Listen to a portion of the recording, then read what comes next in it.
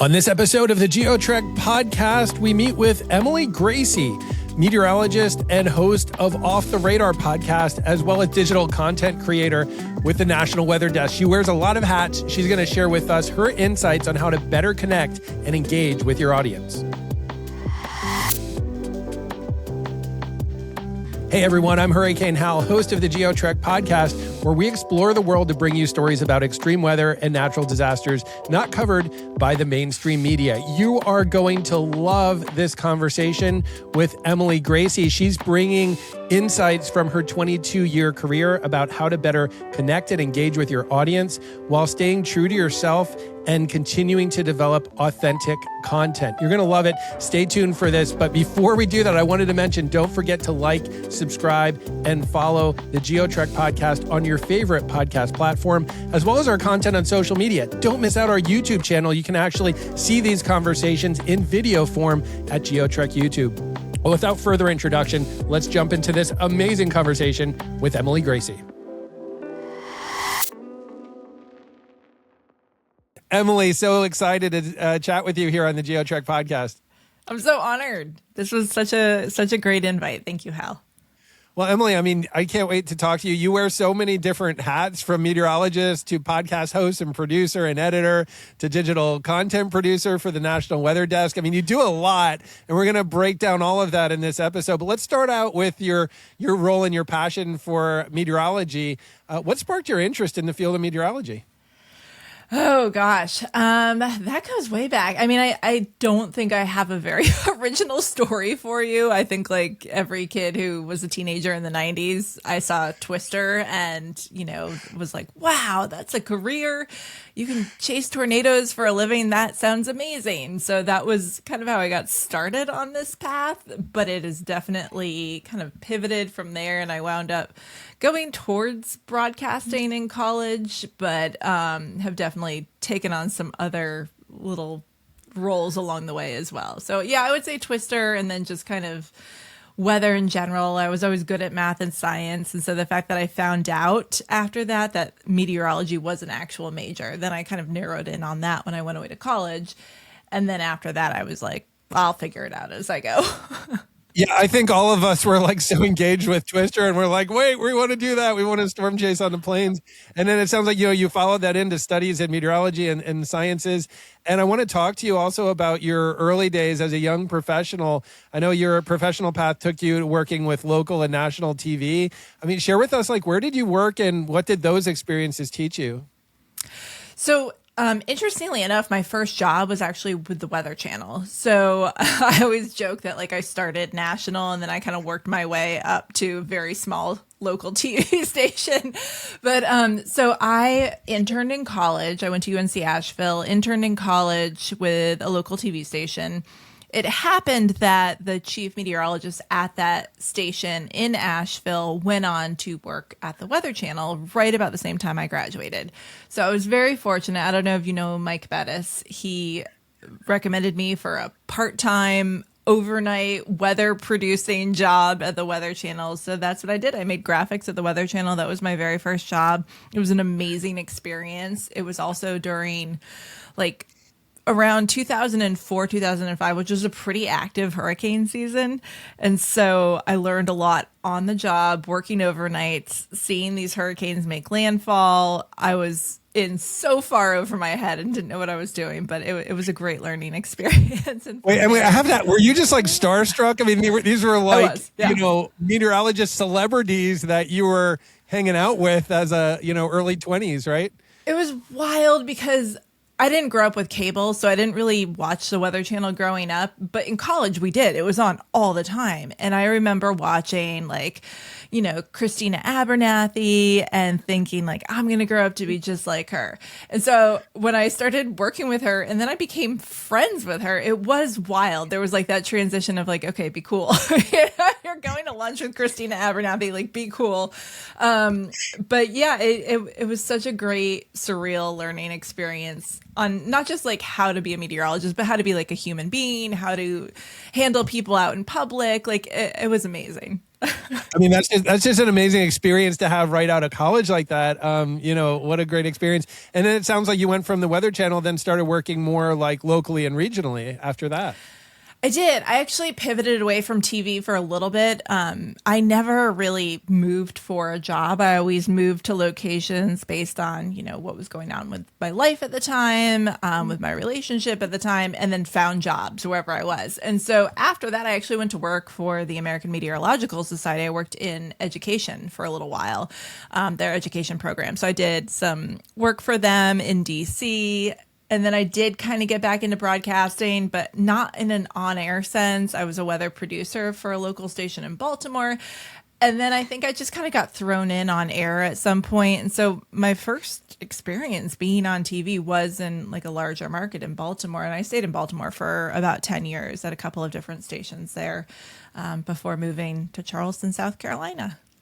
Wow. So that's really interesting, just the different geographies, but also different roles and I guess platforms and audience sizes that you had in these early roles that you had. Yeah. And, it's funny because when I was in Baltimore, too, I actually taught at a community college. They had an intro to meteorology class that they were doing for their air traffic controllers. So that was a great experience because I got to be in the academic world. I used some of the stuff that I was doing with AMS and transitioned that into teaching. And so that was a lot of fun. I don't know that I would want to do that long term. It was very intimidating and a lot of work, the teaching. But it was a great experience because I had a lot of students that were pilots too. And so they would take me up flying and in their Cessnas. And it was very interesting. Oh, that's fascinating. And then, aviation weather is a whole different angle. I mean, it overlaps with mainstream meteorology, but there's all these, nuances to it as well. That's fascinating. I wanted to talk about then, like, getting into the work you've done. You've done amazing work and made a huge contribution as a communicator. And you focus so much of your work on storytelling. Explain to us, why is storytelling so vital in the field of meteorology?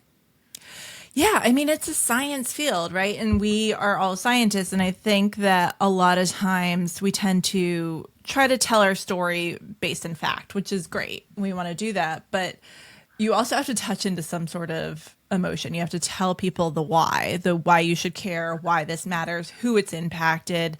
And by doing that, by telling a story and bringing in real people, you can do that. You can make a bigger impact than, say, facts and figures and charts. I mean, we look at climate change that way, right? Like people show charts, they show here's the warming trend. But I don't think that really connects with people. I think it can be scary, it can be impactful, but I don't know that it really makes a difference as far as making them make a lifestyle change or making them make a decision differently or take a different action. So having that storytelling aspect, it's almost like listening to a really good song, right? Like if you read the song, you may not really feel it, but if you hear it and you hear it over and over again and the music that goes with it, it is going to have a bigger impact. It's going to tell the story a little bit better. So I just think the whole package of what can you do to make this more impactful to a bigger group of people, and storytelling is a good way to do that. We all listen to stories when we were kids, right? That's how we learned.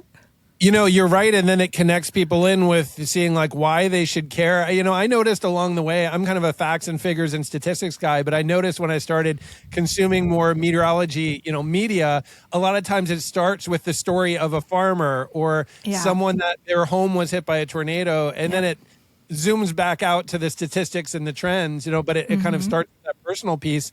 I think that maybe helps connect us to that story and why this matters, right? Yeah, for sure. I mean, you can get, and do you ever notice, like, when you're in a lecture listening to people talk about facts and figures and science-based information, sometimes I zone out. Even though I am a scientist, I'll zone out a little bit. But if you hear a personal story of how someone was impacted, how that farmer was impacted, or how somebody was impacted by a hurricane, it's so much more impactful. And I see that trend too. Like when I talk to people like the Hurricane Center, they're actually listening to stories of victims, because it's not just about how high was the storm surge or how fast were the winds or how many people died. They want to hear from a specific person, like, why did you make that decision that you made? Why did you leave? Why did you stay? Why did you do this? It helps them make their decisions better.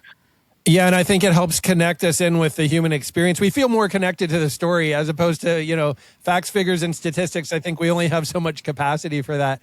Emily, Yeah. one of the great ways that you have done so much amazing storytelling is through your podcast, Off the Radar. You host it, you produce it, you edit it. I'm amazed that you wear all these hats for the podcast. Tell us a little bit about the Off the Radar podcast.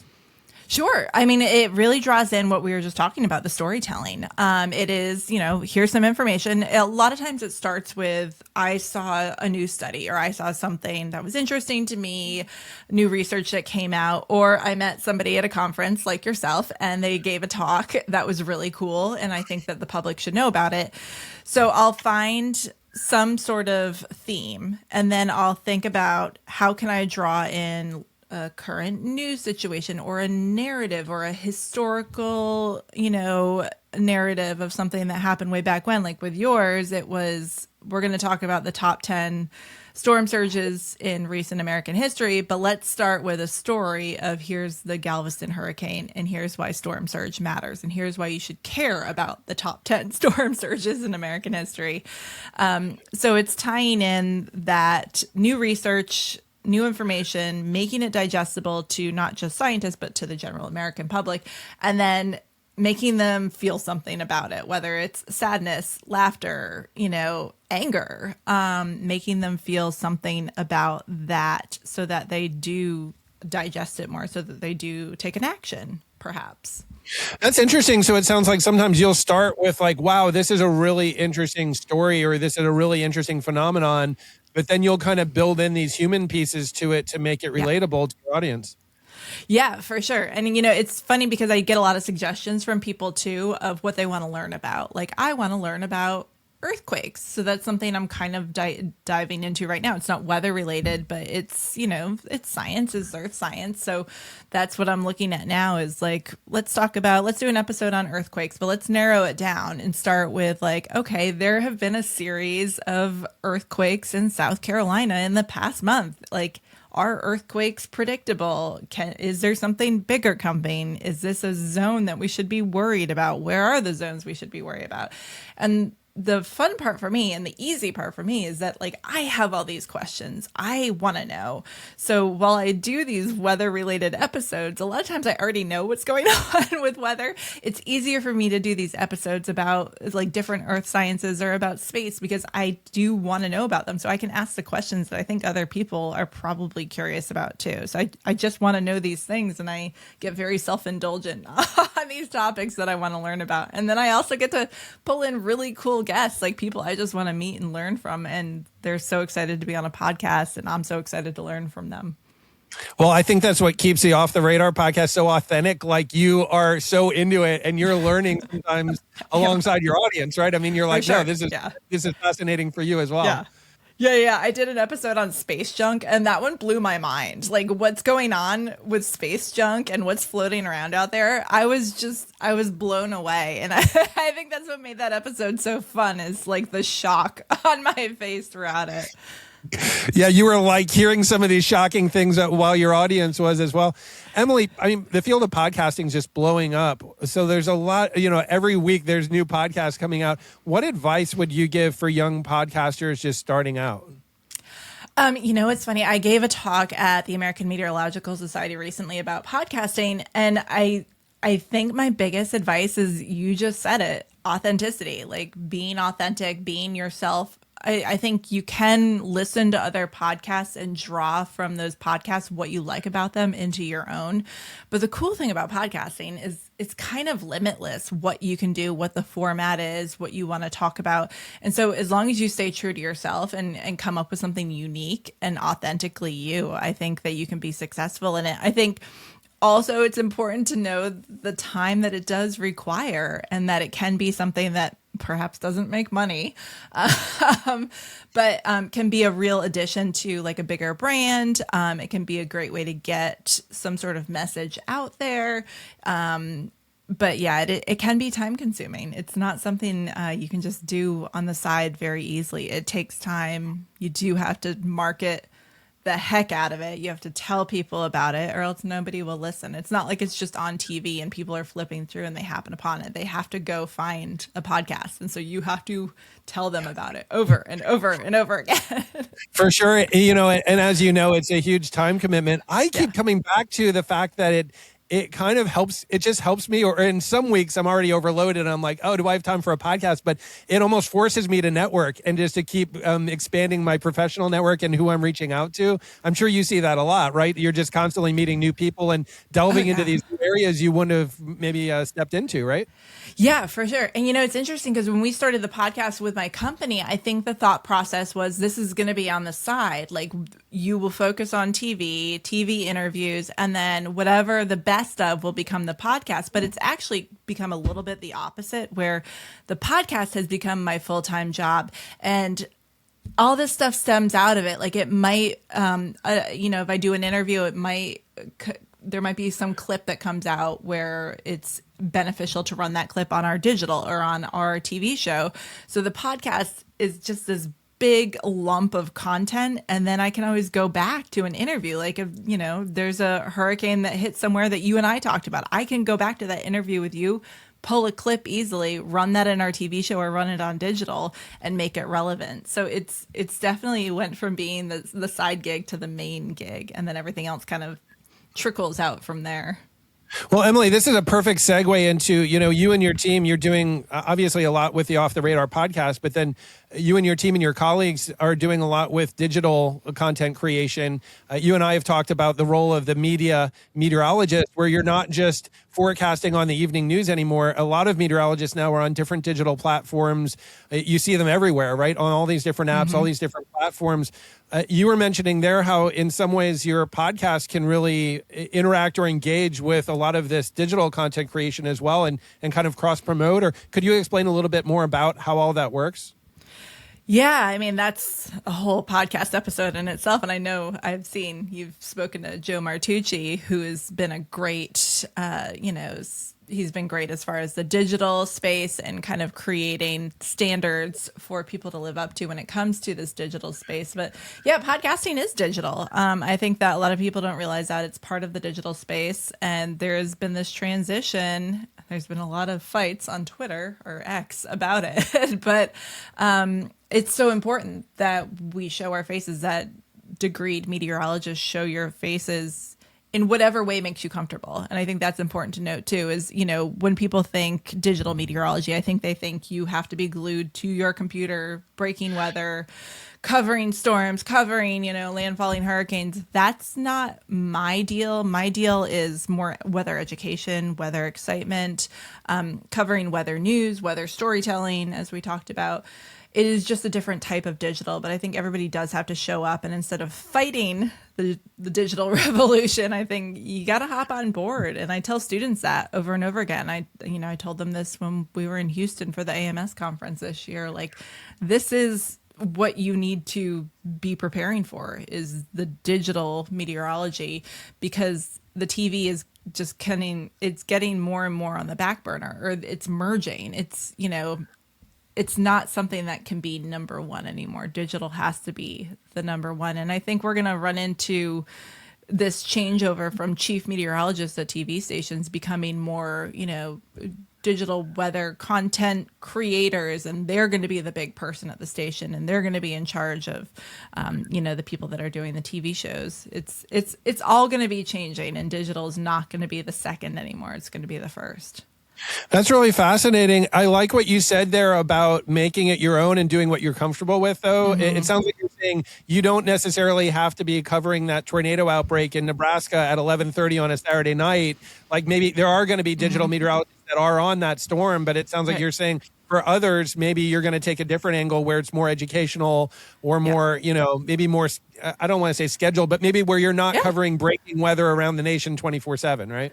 Correct. And I think that's really important to note as a female meteorologist too, and as a mother, because I don't have time for that. Like, I don't have the capability, the bandwidth, and I'm not going to leave my kids, baseball game to go do that.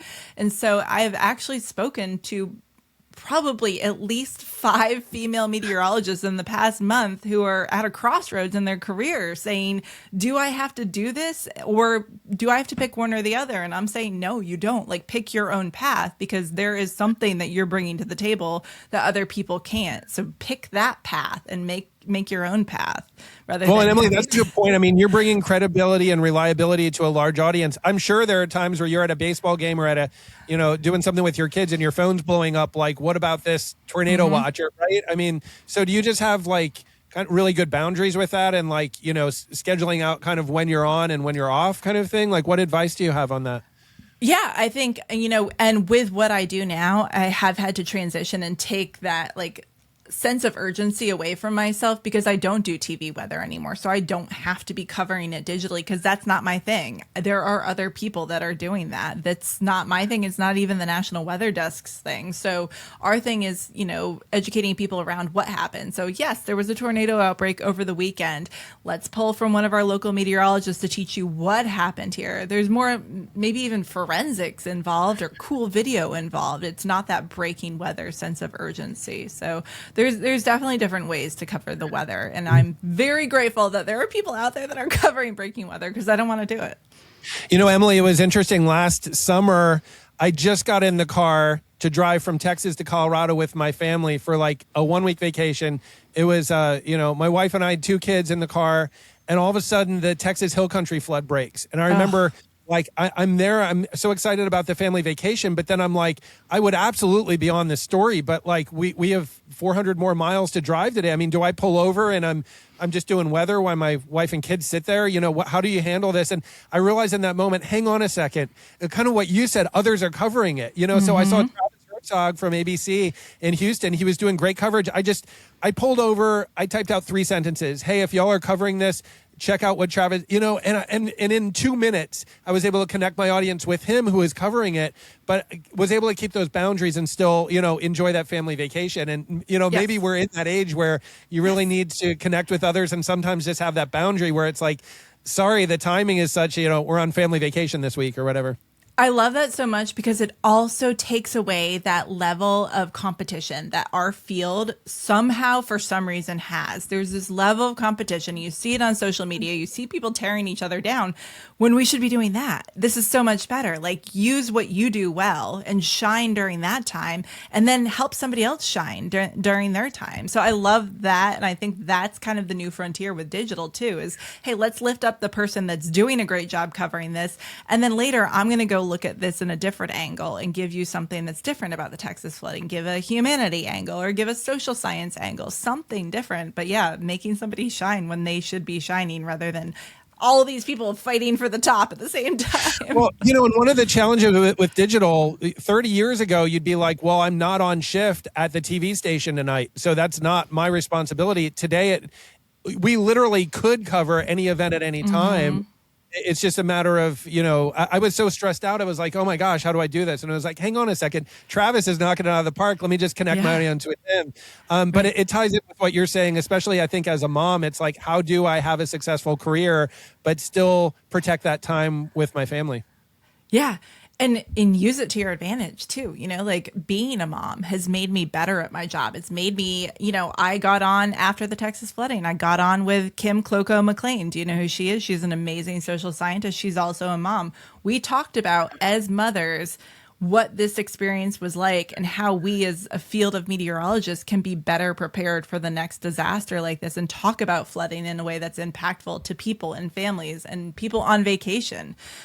So using that as, more of a superpower than something that traditionally has held parents or mothers back, Well, and Emily, I love that angle, because how many moms and dads out there heard about missing summer campers, and all of a sudden the grief of that, it sounds like engaging with like, okay, how do we process this? How do we be better weather prepared? But so many people were sharing flood levels and information about the amount of rainfall. It sounds like you found these different angles, you and your team and colleagues, of how do you get this human element into a story? Yeah. Yeah. Because whether people share the science, reporters share the people, there's this space in between that we can work together on. Emily, I'm really interested to hear your perspective. Like, where's the future going with all of this, with podcasting, with digital media platforms? I mean, where are we going, say, in the next 10 to 15 years? That's a really good question, Hal. And I think it could go a couple of different directions. I think like our climate, it could go terribly wrong or it could go incredibly. We could use people like you who are lifting up someone who's doing a great job on digital and then shining when you need to shine. I think if we work together, it could be amazing. There could be so much beneficial information going out to the public if we start letting each other shine. If we continue to fight on X and tear people down or have discussions where we're throwing other meteorologists under the bus, it's going to continue to build distrust with the public. And that is a scary place to be because there's already distrust. We're already joked about as far as accuracy or trustworthiness. So I think the important thing is respect among colleagues in the field, and that could lead to some really, really great discussions. And I think continuing to have podcasts where we talk to each other, continuing to go to conferences where we talk to each other, and continuing to talk to the public and not have these divisive views, but listening to everybody is the key. Listening more than we talk. Emily, something I'm learning from you on this episode is just the value of collaborating with others, of lifting others up instead of tearing them down. And I wanted to hear from you. I mean, I know you're on your podcast, you do an amazing job with that. You mentioned going to conferences and workshops. I mean, what are some different ways, say your young professionals coming into the field, if they say, how do I make these connections? How do I make these relationships? What are some things they should be doing that they can collaborate with others and help build others up? I think for one, the conferences, I think they can be intimidating because they sound expensive, but there's so many great student opportunities, especially with the AMS conferences. Apply for grants, become a student member of AMS. I met you at the National Tropical Weather Conference. That was the first time I had ever been there. I would not have met you and I wouldn't have met all these amazing storm chasers if I had not gone. And I think previously I had been intimidated, like this was, a certain group of people that maybe I wasn't welcome. I was so wrong. So take a chance, meet people, walk up, introduce yourself, send an email, reach out on LinkedIn, just say hi. I've had a lot of students reach out on LinkedIn and just say hi, send me their stuff. And I remember them and it leads to, great discussions. And also the students I've met at these AMS conferences, they're in the field working now. They're doing great things. The more they're networking, the more they're going to have these amazing opportunities. And they're the next leaders. They're taking over these chair roles, these committee roles. So it's really exciting to see. I hear you saying, don't be afraid to take initiative, whether it's going up to a stranger at a conference and shaking their hand or reaching out to someone on LinkedIn. It sounds like just taking those I guess low-level risks, right? Worst case scenario, someone says, hey, I don't have time to talk to you. Okay, it's not the end of the world, but taking that initiative and putting yourself out there. Yeah, and I think most people are really happy to help someone, because it allows us to be a little bit like, oh, look at me. Like, somebody wants my help. I must be important, So it makes we got a couple good. minutes left. I'm just going to ask you a few free-flowing questions here. What are your favorite kind of stories to cover? Ooh, obviously weather. I think weather. I like the emotional stories, but they can be a little exhausting, especially during the editing process. I just, sometimes when you're editing heavy stuff like the Texas flooding, it can weigh on you a lot. So those are tough weeks, but they're very fulfilling. The fun ones though, like really fun weather stories, especially anything involving an airplane, so hurricane hunter stories, turbulence stories, they're just kind of extreme and fun and scary and remind me of why I got into this business. So those are always fun. And then also if I get to interview, even if it's a B-list celebrity, someone in my eyes that I think is super cool, I'm blown away by that. So. Oh, for sure. And the weather impacts everything. So you get into all these other sectors as well, right? It's not just meteorology that you're talking to. You can take a spin on anything. I've definitely put a spin on some things where I'm like, is that really weather related? But everything is weather related. So yes is the answer. Well, and you mentioned even earthquakes, volcanoes. Yeah. You'll see that content show up on National Geographic or the Weather Channel because it's Earth science, right? The people interested in weather are interested in an earthquake or a volcano, right? For sure. And it does Earth and the volcanoes do impact weather. It is a weather story. There's stuff going up in the atmosphere. It does affect weather systems. So it becomes a weather story. For sure. Emily, how can people, I know our listeners are going to love this episode. How can our listeners find you on these different platforms? How can they find your podcast? Yeah. So Off the Radar, if you search that, that's my main podcast. It's the one I do under my employer, the National Weather Desk. I just started a new little mini podcast with my friend Karen. It's a 10-minute weekly weather brief is what that's called. It comes out on Fridays. That's a fun one to download as well. It's on all the major platforms. The best way to reach me is on LinkedIn, I would say, rather than spouting off my work email address. Just find me on LinkedIn. I'm very active on there. It's where I find a lot of my story ideas too, and where I meet a lot of people in the industry. I'm on X as well, but I would say LinkedIn is the best place to reach me. Well, Emily, I've learned a lot from you about science communication, weather communication, passion for reaching out to others, and I love listening to your podcast. As we wrap up this episode of the GeoTrek podcast, what's one last take-home message you'd like to share with our audience? Oh, that's tough, Hal. Smile and be kind and be a good listener, I would say. That's right. And have fun with it, right? I know when I'm having fun, it's just everybody's having a better time all around, I think, right? I know. That's why I love talking to you. We have great conversations. So I'm appreciative of you. We do. Well, thanks, Emily, for coming on the podcast. Looking forward to seeing you at more conferences and workshops, and keep up the great work. I know our listeners will love following you in the future. Awesome. Thank you, Hal. Emily, thank you so much for taking time to come on the GeoTrek podcast and share amazing insights with us. I got so much out of this podcast. 3 main take-home points I walked away with.